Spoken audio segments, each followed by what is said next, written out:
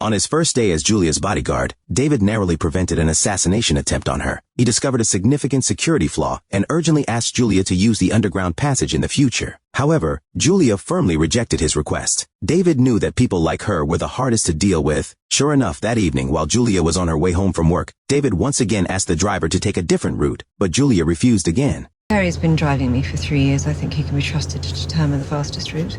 Once they arrived home, David asked Julia to wait outside while he checked the house. But after a long day, Julia was exhausted and impatient, walking straight into the house without hesitation. Just as David was about to leave, Julia suddenly called out to him. It was then that Julia realized from a file she had seen that he was the one who had stopped a terrorist attack just by communicating with them. That's when Julia finally softened her attitude toward David. The next day, David accompanied Julia to an interview, but Julia's remarks during the interview irritated him. So, when he returned home, he replayed her comments over and over. Her words on the screen were grating, exploding in his ears. David clenched his fists, his eyes bloodshot. Doesn't require apologizing for the past.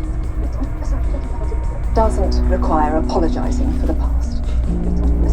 Apologizing for the past. Apologizing for the past. And his bias against politicians grew even stronger. Feeling lonely, David sought comfort from his wife, but Vicki told him she had found a new boyfriend. This only deepened David's sadness. So, he went to a veterans club. The speakers on stage were talking about rebellion, but David only saw the battle-worn faces of his fellow veterans sitting next to him. Those were the only medals they had brought home. Meanwhile, the fragile reconciliation between David and Julia fell apart again due to their conflicting views.